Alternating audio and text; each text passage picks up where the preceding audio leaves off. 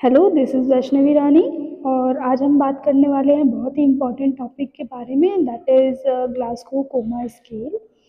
तो सबसे पहले हम जान लेते हैं कि इसको सबसे पहले इन्वेंट किसने किया था और किस लिए किया था। तो this was first invented by Graham Teasdale and Bryan Jennett in 1974। सबसे पहले ग्राहम टिसडेल और ब्रायन जेनेट ने इसको 1974 में इन्वेंट किया था। दैट ये एक क्लिनिकल स्केल है for measuring the consciousness and unconsciousness level of the patient. और सबसे जो बेसिक या लोएस्ट रेटिंग हम कह सकते हैं, तो सबसे लोएस्ट रेटिंग होती है हमारी 3 की, indicating deep unconsciousness, and highest one is 15 that indicates full consciousness. Okay. Next one is definition. It is a clinical scale to assess a patient depth and duration of impaired consciousness and coma following an acute brain injury. जैसा कि मैंने पहले भी बताया कि इस scale का, इस क्लिनिकल स्केल का यूज़ हम कॉन्शियसनेस या अनकॉन्शियसनेस को मेजर करने के लिए यूज़ करते हैं following an acute brain injury. हालांकि ये जो कॉमन कॉजेज़ हैं जिसकी वजह से हमें ये यूज़ करना होता है, तो पहला है एक्यूट ब्रेन इंजरी या हेड इंजरी या कोई न्यूरोलॉजिकल प्रॉब्लम होती है। तो it helps to determine the severity of a coma or dysfunction following a traumatic brain injury. हम हेड इंजरी को ट्रॉमेटिक ब्रेन इंजरी भी कह सकते हैं, head injury cause due to trauma. ठीक है। तो असेसमेंट एड या मेथड ऑफ यूज़, हम कैसे इसको मेजर करते हैं और किस बेसिस पे करते हैं। तो पहला है check for factors interfering with communication ability to respond and other injuries। हम सबसे पहले चेक करेंगे कि पेशेंट का जो कम्युनिकेशन लेवल है वो क्यों इंटरफेयर हो रहा है या वो क्यों नहीं रिस्पॉन्स कर रहा है आपके एक्शन के through. Next one is observe. Observe में क्या करेंगे, हमने पहले चेक कर लिया, देन हम ऑब्जर्व करेंगे कि वो कितना अपना मूवमेंट शो कर रहा है। जैसे हमने बोला, स्पीच किया, बोला कोई चीज़, तो वो कितना रिस्पॉन्स कर रहा है, तो हम उस चीज़ को ऑब्जर्व करेंगे। पहला है eye opening content of speech and movement of left and right side. Eye opening हम पहले देखेंगे और वो बोल क्या रहा है, content of speech, and movement of left and right side, मतलब अपने हाथ को कितना मूव कर रहा है। हम इन जनरल हम इसमें यही देखते हैं, eye response, verbal response and motor response. तो हम उस चीज़ को ऑब्जर्व करते हैं और उसके अकॉर्डिंग रेटिंग करते हैं।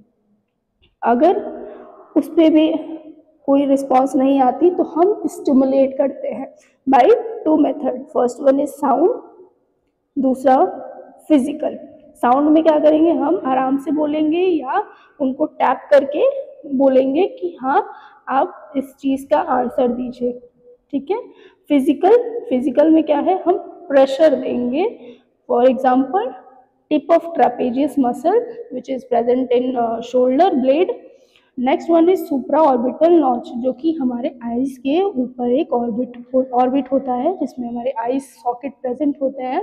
तो उसके ऊपर सरफेस पे हम वहाँ पे प्रेशर देंगे जिससे कि पेशेंट स्टिमुलेट होगा और रिस्पॉन्स देगा। ये तीनों प्रोसेस के बाद हम रेटिंग करते हैं, assign according to highest response observed.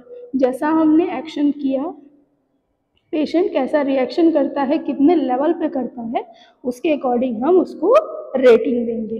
जैसा हमने पहले बताया कि लोएस्ट रेटिंग जो होती है डीप अनकॉन्शियसनेस में 3 देते हैं, हाईएस्ट में 15 देते हैं। ओके।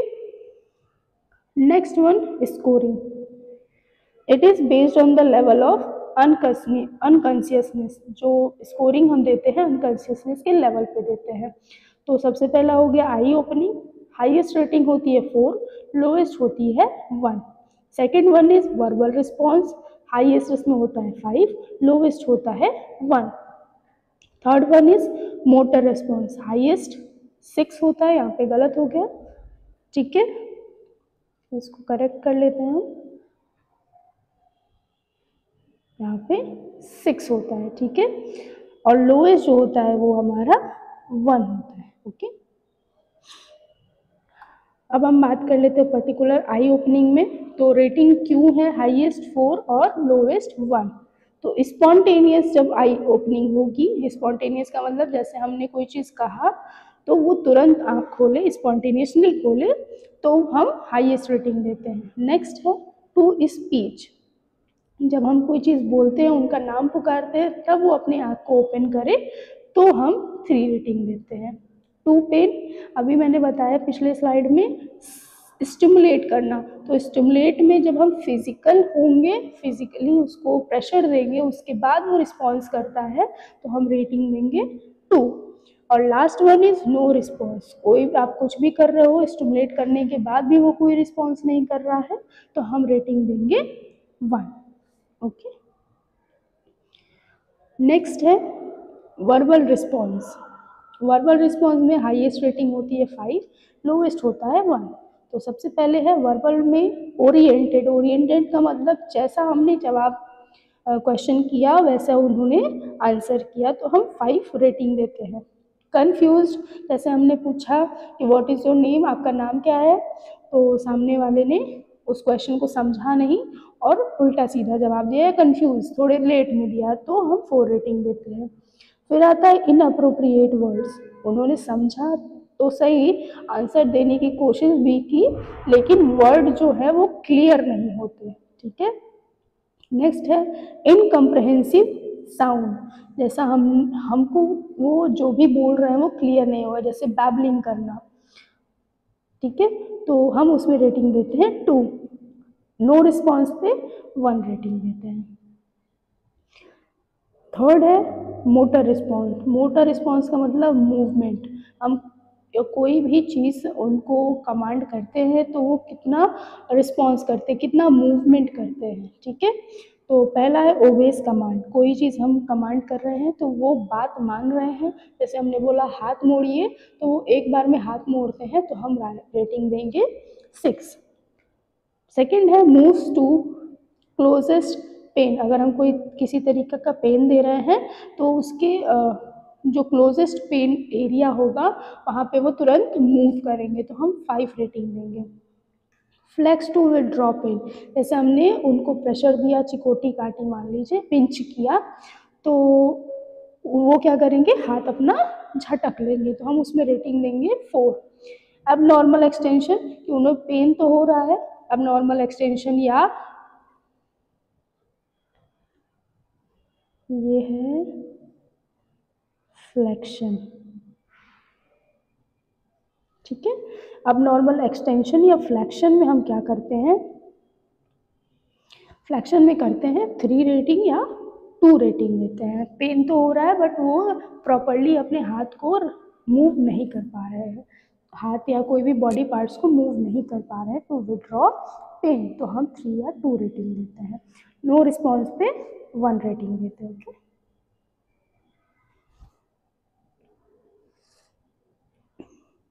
नेक्स्ट है टोटल स्कोर।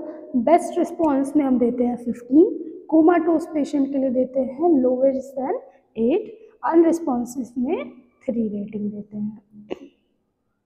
सीवीआरटी स्कोर, सीवीआरटी के आधार पर हम 3 कैटेगरीज डिवाइड करते हैं। पहला है माइल्ड, दूसरा moderate, third one is severe. Mild में क्या होता है, चीज़ें जो होती हैं वो रिवर्सिबल होती हैं, जो कंडीशन होगी पेशेंट की वो रिवर्सिबल होगी, तो हम उसमें देंगे 13 to 15 रेटिंग। ठीक है, जो भी हम EVM, आई रिस्पॉन्स, वर्बल रिस्पॉन्स और मोटर रिस्पॉन्स के रेटिंग्स को ऐड करेंगे तो 13 से 15 के रेंज में आता है, तो वो पेशेंट माइल्ड स्टेज में है। 9 to 12 में आता है तो वो मॉडरेट स्टेज में है।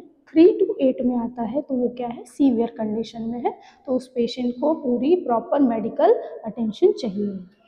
ठीक है, अब क्या क्या फैक्टर्स होते हैं जो कि GCS असेसमेंट में इंटरफेयर कर सकते हैं। तो पहला है pre existing factor. Pre existing का मतलब पहले से ही वो उसके में वो फैक्टर्स या वो कमियां प्रेजेंट हैं, जैसे कि कोई बच्चा है जिसको लैंग्वेज बैरियर है, जो बोल नहीं पाता है, या कोई ऐसे पेशेंट है जिनको वो डम है, तो उनको लैंग्वेज बैरियर है, उसको मद्देनज़र रखते हुए हमें GCS स्केलिंग करनी होगी। सेकेंड है इंटेलेक्चुअल और न्यूरोलॉजिकल डिफिसिट, हो सकता है कोई ऐसा पेशेंट हो जिसको पहले से ही न्यूरोलॉजिकल प्रॉब्लम्स हो। फिर है हियरिंग लॉस और स्पीच इम्पेयरमेंट, जैसे डीफ एंड डम होगा पेशेंट तो वो प्री एग्जिस्टिंग फैक्टर है, उसको हम जीसीएस असेसमेंट में नहीं ले सकते।